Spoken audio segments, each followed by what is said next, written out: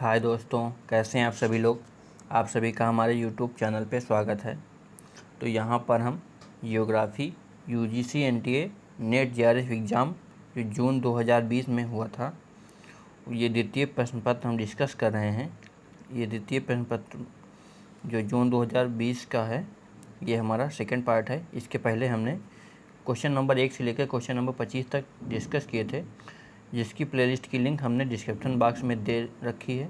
जिन लोगों ने नहीं देखा है जाकर देख लें। इस वीडियो में हम क्वेश्चन नंबर 26 से लेकर क्वेश्चन नंबर 50 तक डिस्कस करेंगे। ये सारे क्वेश्चन जो हैं ये हमारे आगामी परीक्षा यूजीसी नेट जेआरएफ और यूपी पीजीटी असिस्टेंट प्रोफेसर और जैसी लेक्चरर, इन सभी के लिए अति महत्वपूर्ण है। तो एक एक क्वेश्चन ध्यान से देखना, और यदि किसी क्वेश्चन में कोई प्रकार का डाउट है तो कमेंट बॉक्स में पूछ सकते हैं। तो आइए देखते हैं आज का अपना पहला क्वेश्चन। जिन लोगों ने चैनल को सब्सक्राइब नहीं किया, सब्सक्राइब कर लें, और पीडीएफ के लिए हमारे टेलीग्राम चैनल को ज्वाइन कर लें, जिसकी लिंक भी हमने डिस्क्रिप्शन बॉक्स में दे रखी है। तो अपना पहला क्वेश्चन देखते हैं। आज 26 नंबर क्वेश्चन है।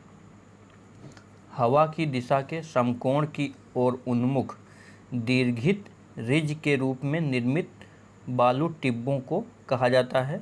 तो हवा की दिशा के समकोण की ओर उन्मुख दीर्घित रिज के निर्मित जो बालू की टिब्बे होते हैं उनको अनुप्रस्थ बालका स्तूप या अनुप्रस्थ ड्यून्स कहा जाता है। तो इसका आंसर हो जाएगा सी, अनुप्रस्थ ड्यून्स। इसको अनुप्रस्थ बालुका स्तूप भी कहा जाता है। और जो बालुका स्तूप होते हैं, इनका जो निर्माण होता है, ये जो हल्की हवा होती है उनके द्वारा, जहाँ पर रेत अधिक होती है वहाँ पर इनका निर्माण होता है।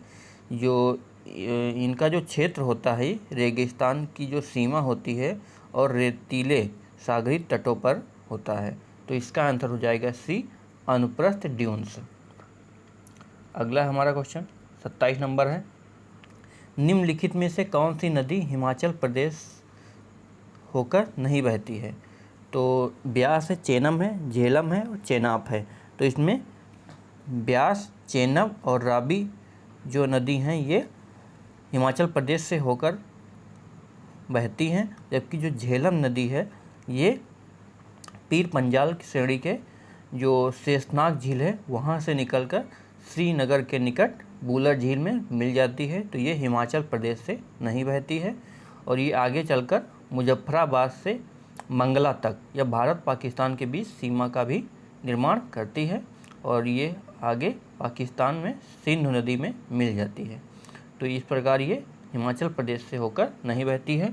तो इसका आंसर हो जाएगा सी, झेलम नदी। अगला है हमारा 28 नंबर क्वेश्चन देखेंगे। वर्षण का प्रकार दिया हुआ है और उससे संबंधित जो लगभग आकार हैं वो दिया हुआ है। तो जो कुहासा जो वर्षण का प्रकार है, इसमें जो बूंद का आकार होता है ये 0.005 से लेकर 0.05 mm तक होता है। तो ये हो जाएगा ए का 3। बर्फ़ का जो होता है ये 1 mm से लेकर 20 मिमी तक होता है। तो ये हो जाएगा बी का 4। और कच्चे ओले का जो आकार होता है ये 2 से लेकर 5 mm तक होता है। ये हो जाएगा सी का 1st। और हिमी वर्षा का जो आकार होता है ये 0.5 से लेकर 5 mm तक होता है। तो ये हो जाएगा डी का 2। तो इस प्रकार हो जाएगा ए का 3, बी का 4, सी का 1st, डी का 2, अर्थात ये हमारा इसमें डी ऑप्शन सही हो जाएगा। अगला है हमारा 29 नंबर क्वेश्चन है। रिमलैंड सिद्धांत को एमजे स्पाइकमैन द्वारा कब प्रस्तुत किया गया था। तो रिमलैंड सिद्धांत जो है ये एमजे स्पाइकमैन द्वारा 1944 में, जब मैकेंडर की डेमोक्रेटिक आइडियल्स एंड रियलिटी 1919 में जो प्रकाशित हुई थी, उसके समीक्षा के उद्देश्य से इन्होंने 1944 में जो इनकी है रिमलैंड सिद्धांत स्पाइकमैन ने दिया था। तो इसका आंसर हो जाएगा डी, 1944। अगला है हमारा 30 नंबर क्वेश्चन। इनमें से कौन संघीय राज्य का प्रारूप नहीं है? तो पहला है मध्यमार्गी अर्थात कंप्रोमाइज्ड, दूसरा है अधिरोपित अर्थात इम्पोज्ड, तीसरा है सामाजिक अर्थात कंपोजिट और चौथा है केंद्रीकृत अर्थात सेंट्रलाइज्ड। तो जो ब्लिज महोदय हैं इनके द्वारा संघ राज्यों को 4 प्रकार बताया गया है। पहला है आपसी लाभ पर आधारित, दूसरा है समन्वय या समझौता पर आधारित, तीसरा है केंद्रीकृत और चौथा है आरोपित। तो इसमें जो सामाजिक है ये संघीय राज्य का प्रारूप नहीं है, तो इसका आंसर हो जाएगा सी सामाजिक अर्थात कंपोजिट। जबकि मध्यमार्गी अर्थात कंप्रोमाइज, अधिरोपित अर्थात इम्पोज्ड और केंद्रीकृत अर्थात सेंट्रलाइज्ड ये सभी जो हैं ये संघीय राज्य के प्रारूप हैं। अगला है हमारा 31 नंबर, निम्नलिखित अक्षांशों में से कौन से एक पर उत्तरी गोलार्ध से ऊष्मा बजट में न अधिकता है और न ही कमी? तो जो 38 डिग्री उत्तरी अक्षांश है इसमें ऊष्मा बजट एक समान रहता है, इसमें ऊष्मा बजट में हमेशा एक जैसा रहता है। तो इसका आंसर हो जाएगा 31 का सी 38 डिग्री नॉर्थ। अगला है हमारा 32 नंबर क्वेश्चन है, अभिकथन और कारण दिए हुए हैं। अभिकथन है हमारा लैटेराइट मृदा का निर्माण उस स्थिति में होता है जब उच्च ताप और अच्छी बारिश हो तथा क्रम से आर्द्र और शुष्क समय अवधि आती है। तो ये हमारा जो पहला कथन है ये सही है, क्योंकि जो लैटेराइट मिट्टी का जो निर्माण होता है ये उच्च ताप में और जहाँ पर अच्छी वर्षा होती है वहाँ पर इसका निर्माण होता है। तर्क दिया हुआ है लैटेराइट मृदा काफ़ी फूल जाती है और वर्षा ऋतु में गीली होने के बाद लिमसिमी हो जाती है और स्वतः जुताई हुई के रूप में जानी जाती है। तो ये हमारा गलत है, क्योंकि जो स्वतः जुताई वाली जो मृदा होती है इसको लैटेराइट मृदा नहीं बल्कि ये काली मृदा होती है। तो ये हमारा अभिकथन सही है, जबकि जो तर्क आर है ये गलत है। तो इसका आंसर हो जाएगा सी, ए सही है परंतु आर सही नहीं है। अगला है हमारा 33 नंबर क्वेश्चन, सामाजिक और स्वास्थ्य संबंधी विषयों, घरेलू राजनीतिक और सुरक्षा मामले तथा अंतर्राष्ट्रीय कूटनीति राजनीतिक भूगोल में एक नया रुझान है जिसे कहा जाता है। तो राजनीतिक भूगोल के साथ ही जब जर्मनी में एक नवीन विचारधारा का विकास हुआ था जिसे जियोपॉलिटिक्स नाम दिया गया था, और बृहद भू राजनीतिक क्षेत्र को सामाजिक और स्वास्थ्य संबंधी विषयों, घरेलू राजनीति एवं सुरक्षा मामले तथा अंतर्राष्ट्रीय से संबंधित मामलों का अध्ययन किया जाता है। तो इसका आंसर हो जाएगा बी, बृहद भू राजनीतिक। तो इसका आंसर हो जाएगा बी, मेटा जियोपॉलिटिक्स। अगला है हमारा 34 नंबर क्वेश्चन, किस ऊर्ध्वगामी क्रम व्यवस्था अनुसार निम्नलिखित प्रकार के बादल पाए जाते हैं? तो सबसे पहले जो बादल पाया जाता है सबसे जो निचले स्तर पर यह है स्ट्रेटस अर्थात निम्न स्तरीय बादल। इसकी जो ऊंचाई होती है ये 2500 मीटर होती है। तो इसकी जो ऊंचाई है ये 2500 मीटर है।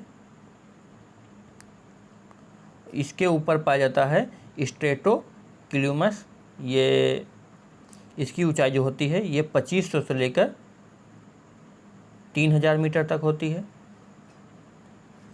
और इसके ऊपर जो होता है ये अल्टोस्ट्रेटस होता है और इसके ऊपर होता है साइरस।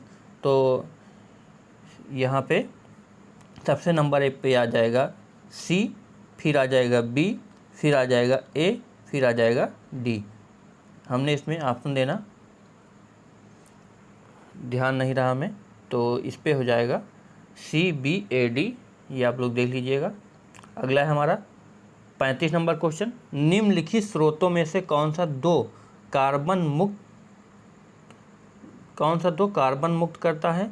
तो ज्वालामुखी विस्फोटन के द्वारा और जीवाश्म ईंधनों के जो दहन होता है उसके द्वारा, इन दोनों के जो द्वारा कार्बन मुक्त होता है। तो इसका आंसर हो जाएगा ए, केवल ए और बी। तो इसका आंसर हो जाएगा ए।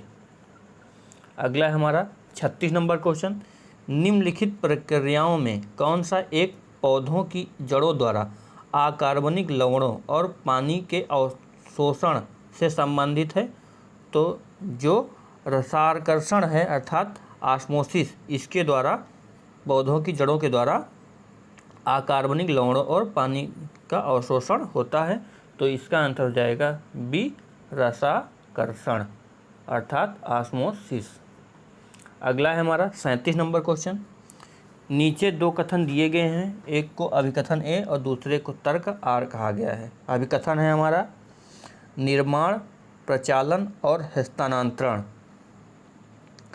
BOT अर्थात बिल्ड ऑपरेट ट्रांसफ़र, एक योजना है जिसके अंतर्गत सड़कों और पुलों के निर्माण के लिए सार्वजनिक प्रचालकों को आमंत्रित किया जाता है। तो इसमें जो हमारा ये कथन है, ये हमारा पहला कथन सही है। दूसरे के द्वारा BOT योजना के अंतर्गत निजी निवेश को सुगम बनाने के लिए राष्ट्रीय राजमार्ग अधिनियम में संशोधन किया गया है। तो ये गलत है, क्योंकि BOT जो योजना है इसके अंतर्गत किसी भी प्रकार का राष्ट्रीय राजमार्ग अधिनियम में किसी भी प्रकार का संशोधन नहीं किया गया है। तो हमारा अभिकथन सही है और कारण गलत है। तो इसका आंसर जो हो जाएगा सी हो जाएगा, ए सही है परंतु आर सही नहीं है। अगला है हमारा 38 नंबर क्वेश्चन। अंतर्राष्ट्रीय व्यापार में 3 पूर्ण स्पष्ट दौर हैं। दूसरा दौर जो उत्पादन के कारकों की गतिशीलता का सूचक रहा है, किस दौर के दौरान बना रहा है? तो इसका आंसर हो जाएगा सी, 1970 और 1990 के दशक में।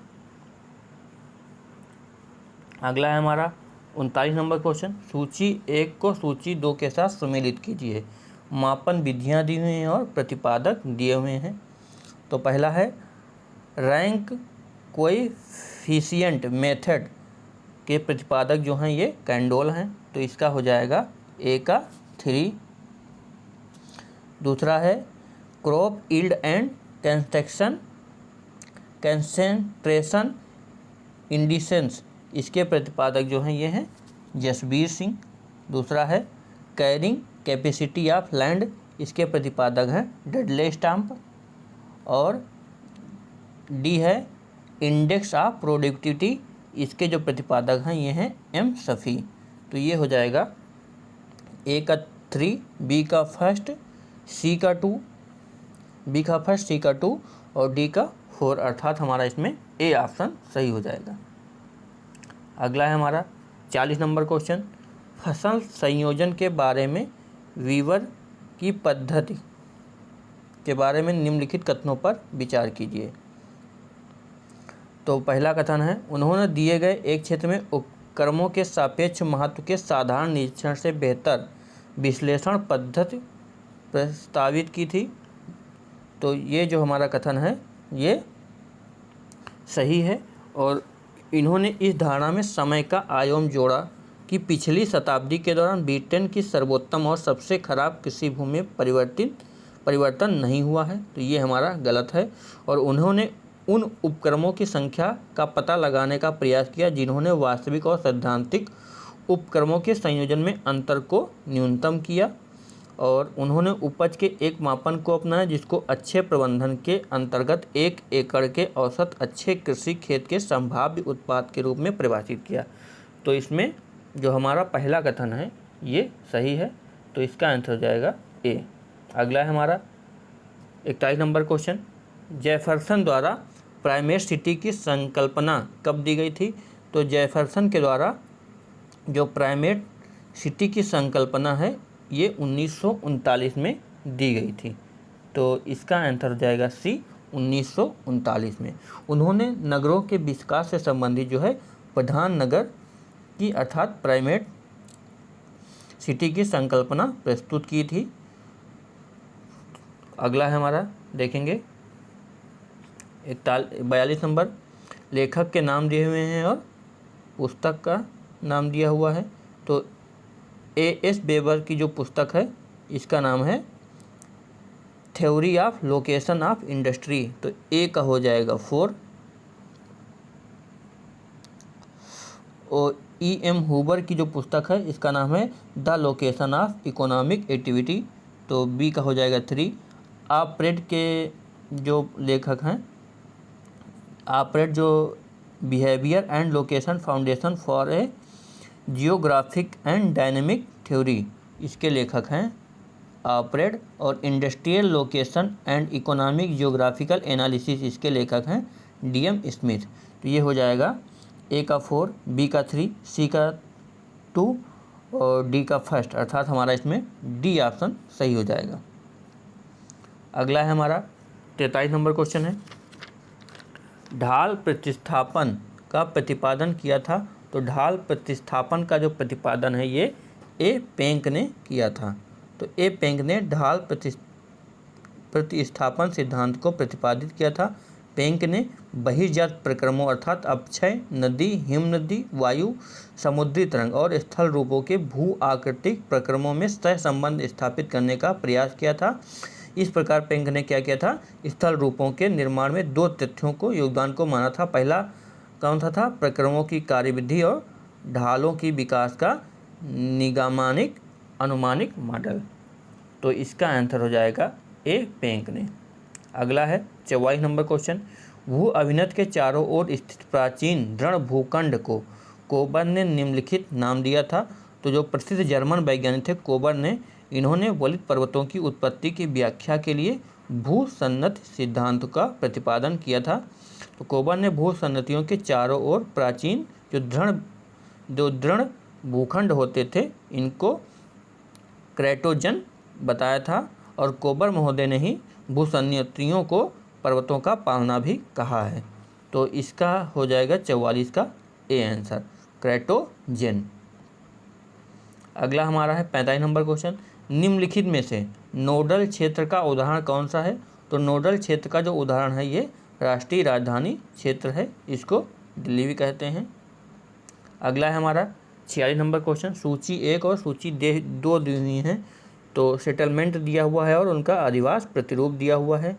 तो जो ए सेटलमेंट है ये एक रूप प्रतिरूप है, सॉरी ए सेटलमेंट है, ये ए सेटलमेंट में ये यादृच्छिक प्रतिरूप है इसका। और जो बी सेटलमेंट है ये एक रूप प्रतिरूप है, और जो सी है ये एक रूप की अपेक्षा अधिक गुच्छित है, और जो डी है जो डी है ये एक रूप की अपेक्षा अधिक गुच्छित है, और जो सी है ये गुच्छित है। तो इस प्रकार हो जाएगा बी का 1, ए का 2, डी का 3, सी का 4। तो इसमें हमारा ए ऑप्शन सही हो जाएगा। अगला है हमारा 47 नंबर क्वेश्चन, कथन दिए हुए हैं और कथन 2 दिए हुए हैं, देखते हैं कौन सा सही कौन सा गलत है। सतत पुंज अर्थात मास के किसी तंत्र में ऊर्जा ना तो उत्पन्न है और ना ही समाप्त हो सकती है। तो ये हमारा जो कथन है ये सही है, जबकि दूसरा कथन है पारिस्थितिकी तंत्र में ऊर्जा प्रवाह जो होता है ये एक दिवसीय नहीं है। तो ये गलत है, क्योंकि पारिस्थितिकी तंत्र में ऊर्जा का प्रवाह जो होता है ये एक दिशीय होता है। तो ये हमारा कथन सही है, और ये फर्स्ट कथन सही है, दूसरा कथन गलत है। तो इसका आंसर हो जाएगा सी। अगला हमारा है 28 नंबर क्वेश्चन, कथन दिए हुए हैं, डार्विन के सिद्धांत जीवों की उत्पत्ति अधिकांशतः एक रूपतावाद के नियम के सदृश है। दूसरा कथन है वैयक्तिक जीवों में वंशानुगत विभिन्नताएं हैं। तो ये हमारा दोनों जो कथन है ये सही है। तो इसका आंसर हो जाएगा ए। अगला है हमारा 49 नंबर क्वेश्चन, एलुसियन द्वीप ज्वालामुखी विस्फोट का स्थल होता है। दूसरा है अपसरण पट्टिका उपांत ज्वालामुखी विस्फोट का स्थल होते हैं। तो ये हमारा जो कथन और कारण दोनों सही हुए हैं, और जो कथन है जो कारण है ये कथन की व्याख्या भी कर रहा है। तो इसका आंसर हो जाएगा ए। अगला है हमारा 50 नंबर क्वेश्चन, आखिरी क्वेश्चन है हमारा, सभी गतिशील वस्तुएं अपनी गति के कारण किसी कार्य को करने में सक्षम होती हैं।